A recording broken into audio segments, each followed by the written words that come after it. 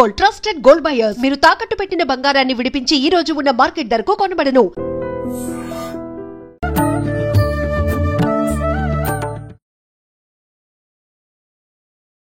నమస్కారం, welcome to I dream. ధర్మ మార్గం విత్ విజిత కార్యక్రమానికి స్వాగతం. ప్రస్తుతం మనతో పాటు ఉన్నారు లలిత అమ్మవారి ఉపాసకులు గీతా కుమార్ గారు. ఇప్పుడు వారితో మాట్లాడి మరిన్ని విషయాలు తెలుసుకునే ప్రయత్నం చేద్దాం. నమస్కారం అండి. శ్రీ గురుభ్యో నమః. శివాన్వితాయే చ శివాన్వితాయ నమ శివాయ చ నమ శివాయ. శ్రీమాత్రే నమః. కార్తీక మాసంలో ముఖ్యమైన రోజుల్లో ఒక విశేషమైన రోజు ఉంది అని అంటే అది కార్తీక పౌర్ణమి. కార్తీక పౌర్ణమి రోజు డే అంతా ఉపవాసం ఉండి సాయంత్రం పూట ఆలయానికి వెళ్ళి అక్కడ వెలిగించే దీపాలు, ఆ 365 ఒత్తులు అని చెప్పి చేసే ఆ దీపారాధన, ఇవన్నీ మనం రెగ్యులర్గా చూస్తూనే ఉంటాం. అసలు నిజంగా శివుడి అనుగ్రహం పొందాలి అనంటే, మనం చేస్తున్న ఆ పూజ ఫలించాలి అనంటే విశేషమైన ఆరాధన కానీ ఏదైనా విధానం ఉంటే తెలియజేయండి. సరే అమ్మా. ముందుగా కార్తీక పౌర్ణమి రోజు తెల్లవారి లేచి మనం స్నానాధికాలన్నీ పూర్తి చేసుకొని దామోదరుడికి పూజ చేసుకుంటాం. తులసి కోట దగ్గర పూజ చేసుకుంటాం. దామోదరుని పూజ ఉదయాన్నే కంప్లీట్ అయిపోతుంది. ప్రదోష సమయం వస్తుంది. వచ్చిన తర్వాత ముందుగా కార్తీక పౌర్ణమికి ఎందుకు అంత విశిష్టత ఉంది అనే విషయానికి వస్తే, అందరూ ఏం చెప్తారు, ఒక్కొక్క పౌర్ణమికి ఒక్కొక్క విశిష్టత ఉంది మామూలుగా. దీనికి ఎందుకు అంత విశిష్టత అంటే 16 కళలు నిండుగా ఉంటాయి కార్తీక పౌర్ణమి రోజు. మామూలుగా అంటే 15 రోజులకే మనకి పౌర్ణమి వస్తుంది, 15 కళలు అంటాం. కానీ కార్తీక పౌర్ణమి రోజు 16 కళలు నిండుగా ఉంటాయి. ఆ రోజు ప్రతి వ్యక్తిలోనూ ఆ కళలు అనేది మనం చూడగలం. మనకు తెలీదు, కానీ ఆ పౌర్ణమి తిథి రోజు సాయంకాలము 16 కళలు ప్రతి మానవుడిలో కూడా ఉత్పత్తి అవుతాయన్నమాట. అంటే దాని ప్రభావం వల్ల ఏంటి ఫలితం? ఏంటి అంటే చంద్రుడు మనస్కారకుడు. అవును. ఇప్పుడు కొంతమందికి మనసు సరిగ్గా ఉండదు, బుద్ధి. మనసు బాగుంటే బుద్ధి బాగుంటుంది. అవును, అది ఆటోమేటికల్గా జరిగేది. ఈ కార్తీక పౌర్ణమి రోజు మనం చేసే పూజ, దానము, ధర్మము ఏం చేస్తుందంటే మన మనస్సుని, మన బుద్ధిని మారుస్తుంది. ఈ 16 కళలు వచ్చేసి మనకి ఆరోగ్యాన్ని, ఐశ్వర్యాన్ని, బుద్ధిని, వీటన్నిటిని ఇస్తాయి. ఓకే, ప్రసాదిస్తాయి. ముందుగా చెప్పాలంటే కార్తీక పౌర్ణమి రోజు ఏం చేయాలి? శివుడి యొక్క అనుగ్రహం పరిపూర్ణంగా ఉంటుంది ఆ రోజు. ప్రతి ఒక్కరూ శివుడికే చేస్తారు. అవును. శక్తి ఏది మరి?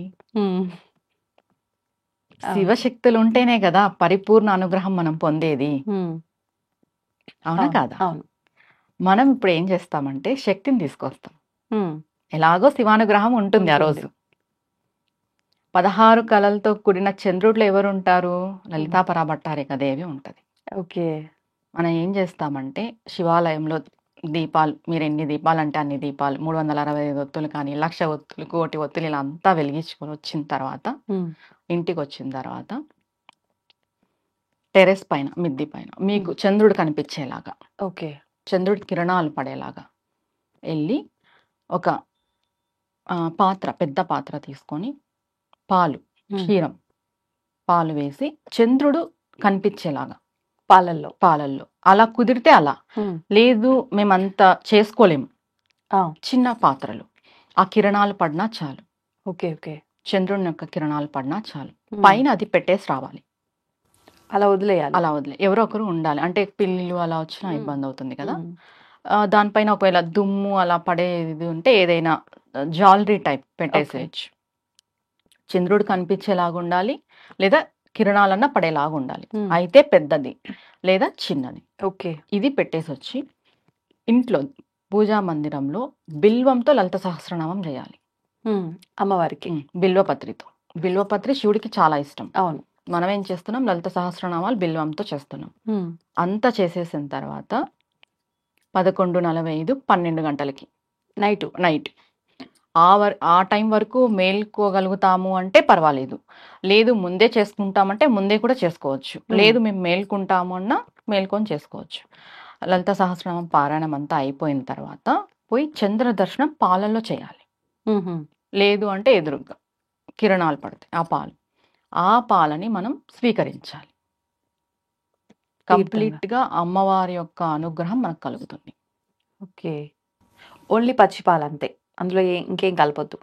పచ్చి పాలు అని అంటే మనం బెల్లం వేసుకొని తాగాలి తాగేటప్పుడు. ఓకే, అన్నీ తాగాలనేది ఏం లేదు. ప్రసాదంగా ఇంటిల్లిపాది తీసుకోవచ్చు. తీసుకోవచ్చు. కొన్ని తాగినా తీర్థంగా సేవించినా మనకి ఆరోగ్యం బాగుంటుంది. మన మనస్సు, మన బుద్ధి అన్నీ బాగుంటాయి. ఓకే. పిల్లలకు కూడా మంచి కళా పోషణ వస్తుంది ఇలా చేయడం వల్ల. ఒకవేళ అంటే మీరు అన్నట్టుగా ఆ అర్ధరాత్రి వరకు హ్మ్. మేము ఉండలేము అనుకున్న వాళ్ళు ఒక అరగంట సేపు అలా పెట్టి చేయొచ్చు. తర్వాత తీసుకొని తీర్థంగా తీసుకోవచ్చు. 7:30, 8, 9 ఆ టైంలో కూడా మనం తీసుకొని సేవించొచ్చు ఓకే. ఆ పాలని. తర్వాత ప్రతి ఒక్కరు మంత్రం ఉపదేశం ఉన్న వాళ్ళు కానీ, నామం పట్టుకున్న వాళ్ళు కానీ, కార్తీక పౌర్ణమి రోజు మర్రి చెట్టు కింద జపం చేస్తే ఓకే. దానికి 1,000,000 రెట్ల ఫలితం వస్తుంది. ఏ సమయంలో అండి? ఏ సమయమైనా పర్వాలేదు. ఆ రోజు ప్రదోష టైం తర్వాత. ఓకే. అంటే మర్రి చెట్టు దగ్గర దయ్యాలు ఉంటాయి, అది సాయంకాలం అంతా తర్వాత ఏం వెళ్ళొద్దు, లేదు. ఏముండదు. ఏం లేదు. మర్రి ఓకే. చెట్టుని కూడా మనం పంచపల్లాలలో ఒక వృక్షంగా మనం దేవుడికి ఉపయోగిస్తాం. అవును. ఆ రోజు మర్రి చెట్టుకి చాలా చాలా శక్తి ఉంటుంది. మనకు చెప్తాం కదా తిథుల బట్టి. ఇప్పుడు శనివారం జమ్మి వృక్షంకి ఎలా చెప్తామో, కార్తీక పౌర్ణమి రోజు మర్రి చెట్టులో అంత శివతత్వము, శక్తితత్వం 2 ఉంటాయి. ఓకే. మంత్రం ఉపదేశం ఉన్న వాళ్ళు, నామం పట్టుకున్న వాళ్ళు పోయి అక్కడ జపం చేస్తే 1,000,000 రెట్ల ఫలితం మనకుంటుంది. మర్రి చెట్టు కింద. ఒకవేళ అంటే ఉపదేశం లేని వాళ్ళు నామం చేసుకుంటుంటారు నామం కదా, చేసు- ఏదైనా ఇష్ట దైవం నామం తీసుకెళ్ళి అక్కడ కూర్చొని, ఎక్కువసేపు కూర్చోలేము మేము, మాకు భయం అనిపిస్తుందంటే 16 సార్లు చేసుకున్నా చాలు. అంతే. 16 చేసుకొని ఆవు పాలతో మీ యొక్క మంత్రానికి గాని, మీ యొక్క నామానికి గాని తర్పణ మొదలాలి చేతిలో. ఓకే. అయిపోయిన తర్వాత ఒక్కొక్కసారి మనం నామం అనుకొని ఆవు పాలు చేతిలో పోసుకొని మర్రి చెట్టు కింద తర్పణ మొదలాలి. అంటే ఒక్కో నామం అయిపోగానే ఒకసారి వదలాలి. తర్పణం, క్షీర తర్పణం అంటారు అది. ఓకే. మర్రి చెట్టుకి ఇలా చేస్తే మంత్రాది దేవత యొక్క అనుగ్రహం మనకి కలుగుతుంది, సంపూర్ణంగా కలుగుతుంది. ఓకే. మంత్రం సిద్ధిస్తుంది కూడా. కొంతమందికి చాలా సంవత్సరాలుగా చేస్తుంటారు, మంత్రసిద్ధి యొక్క ప్రత్యేకత తెలుసుకునిండరు, ఇంకా చేస్తుంటారు కానీ ఓకే వాళ్ళకి నడుస్తుంది అనేలాగుంటుంది. కానీ ఇలా చేసిన తర్వాత మనం చూసుకుంటే దాని యొక్క ఇది అంటాం కదా, పవర్ మనకి బాగా తెలుస్తుంది. ఇప్పుడు మీరు అన్నట్లుగా ఉపదేశం ఉండి మంత్రం చేసిన వాళ్ళకైతే అది నిజంగా అర్థమైపోతుంది. నామం నామం పట్టుకున్న చేసుకున్న వాళ్ళకి కూడా వాళ్ళకి అర్థమవుతుంది. ఏంటి ఫలితం ఏంటండి? ఇప్పుడు ఎల్లకాలము కొంతమంది గురువు లేక నామాన్నే పట్టుకొని ఉంటారు. ఇప్పుడు ఓం దుర్గాయ నమః, నమః శివాయ, ఎవరి ఓం ఇష్ట నమో దైవానికి భగవతే సంబంధించిన నామం వాళ్ళు వాసుదేవాయ, ఇలా చేసుకోవచ్చు. చేసుకుంటూ ఉంటారు కొంతమంది. అవును. ఎవరు నామం కూడా లేకున్నట్టయితే ఉండరు ఉండరు. ఈ కాలంలో, అవును. నేను అనుకుంటున్నాను. ఒకవేళ అలా లేకున్నట్టు ఉండే వాళ్ళు కూడా ఆ రోజు మీరు ఇష్ట దైవాన ఒక నామంని స్మరించుకోండి. మర్రి ఓకే. చెట్టు మీకు అవైలబిలిటీ ఉంటే ఉమ్. మీ పరిసరాలలో. ఓకే.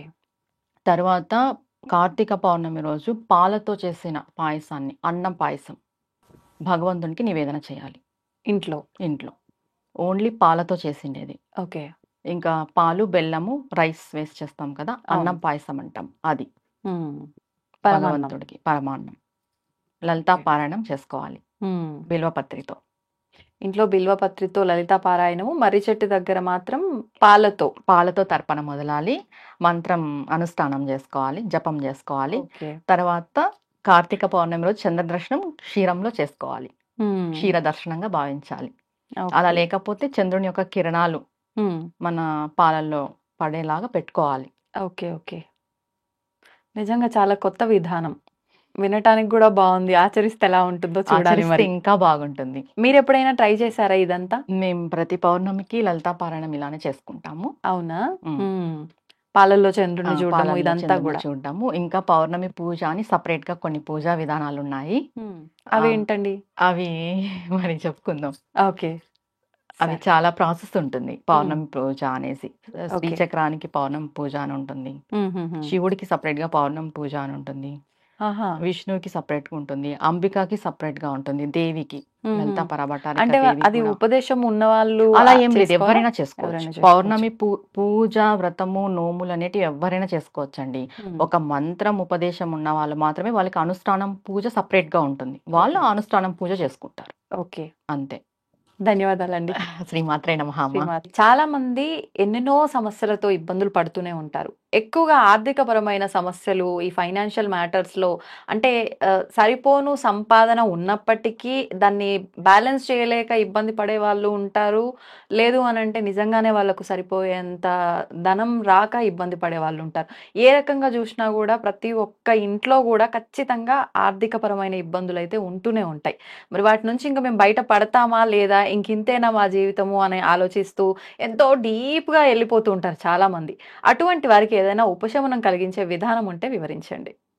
సరే అమ్మా. ఆర్థిక సంక్షోభం అనేది పెనుభూతం లాంటిది. అవును. ప్రతి ఒక్కరి జీవితంలో మనకి ఏదో ఒక లోటుపాటు అనేది ఖచ్చితంగా ఉంటుంది. మనం ఎంత సంపాదించినా కూడా దానికి సరిపోతుంది. అంటే ఉన్నారు బాగుండేటోళ్ళు. సాదా సీదా ప్రజల కోసం మనం ఇప్పుడు ఒకటి మాట్లాడుకుందాం. ముందుగా మనం ఆర్థికంగా బయటపడాలి అని అంటే మనకి ఒక ప్లానింగ్ అనేది ఉండాలి.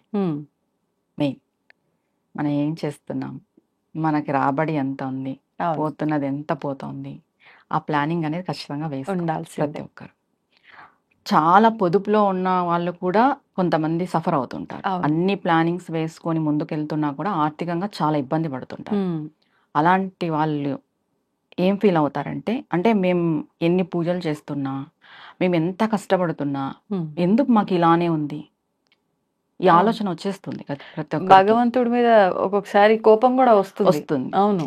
ఈ ఆర్థిక పరమైన సమస్యలు అనేటివి మనుషుల్ని కుదిపేస్తాయి. మామూలుగా ఉండదు. అది టార్చర్ అంటాం కదా, దానికంటే ఎక్కువ ఆర్థిక సమస్య అనేది.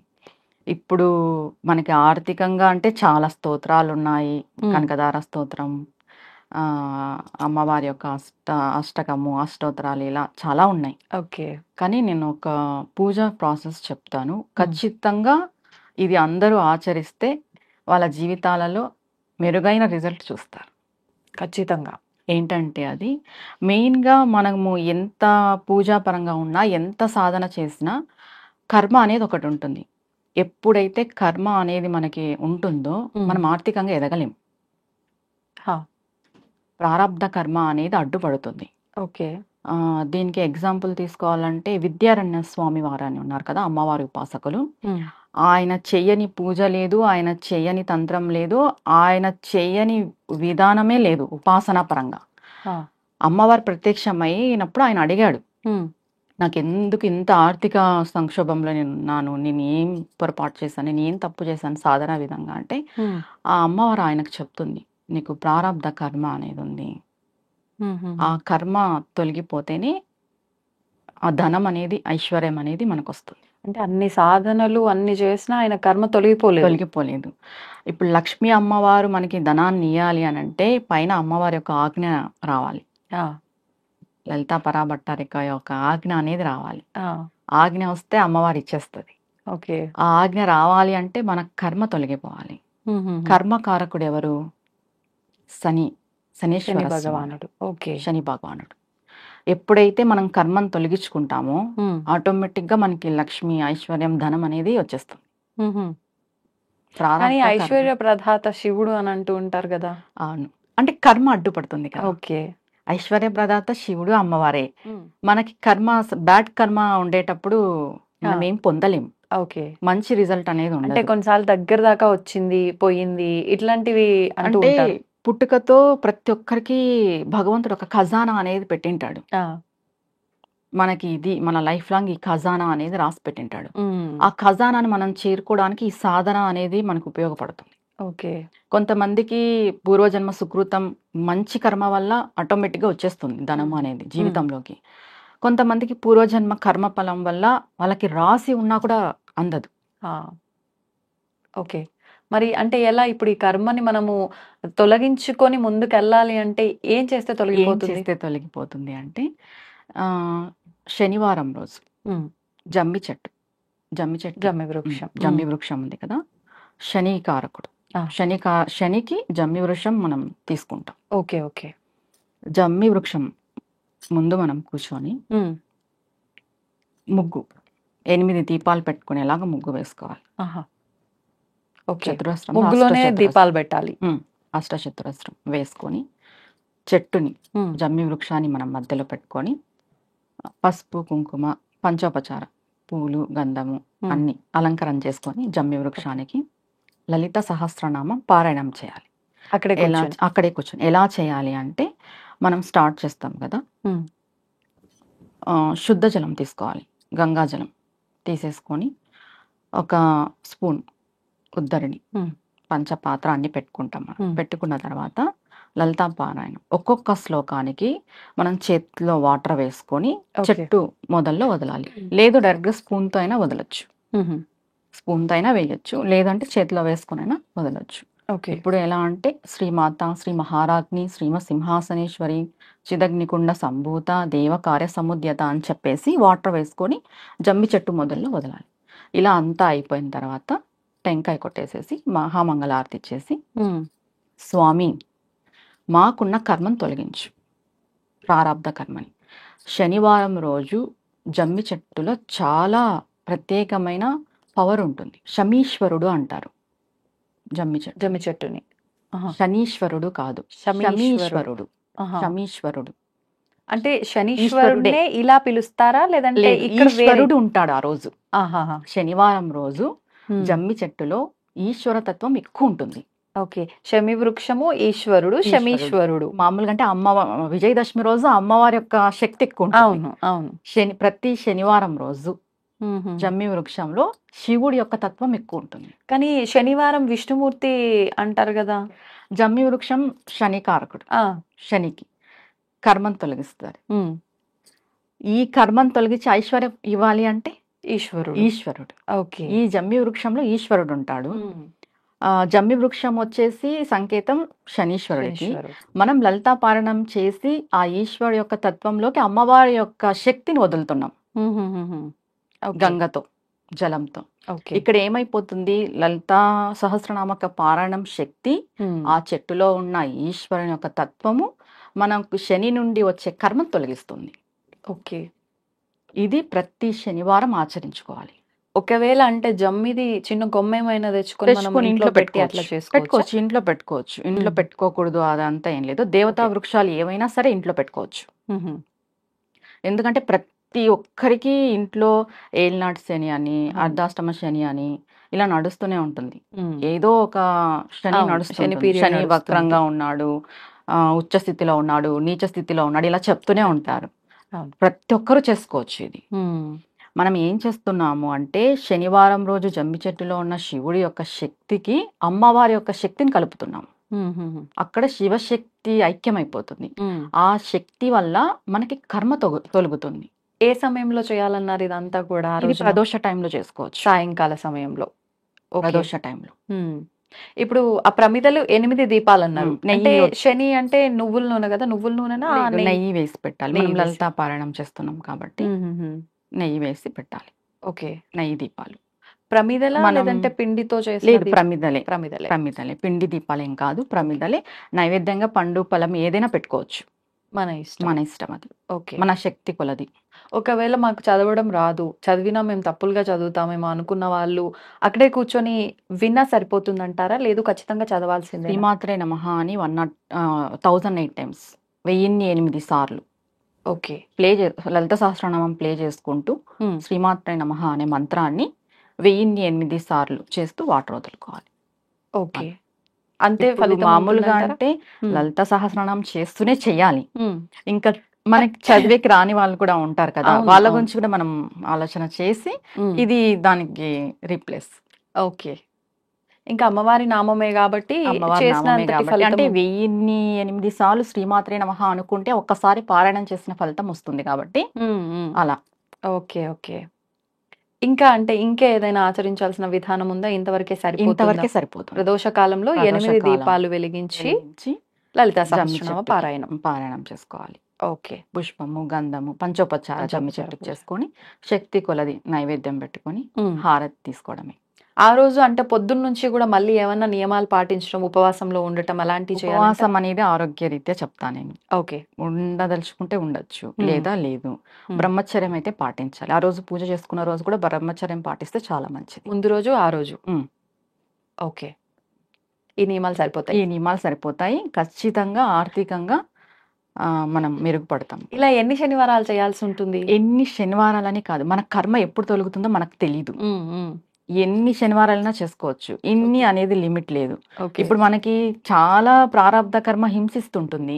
ఇన్ని చేస్తేనే తొలుగుతుందని మనకి ఎలా తెలుస్తుంది? తెలీదు. ఒక్కొక్క టైంలో ఒక్క వారం చేసిన తర్వాత కూడా మనం ఆర్థికంగా బయటపడచ్చు, మార్పు చూస్తాం. అవును. ఒక్కొక్కసారి 7-8 వారాలైనా కూడా తెలియకపోవచ్చు. అవును. అది మన కర్మానుసారం జరుగుతుంది.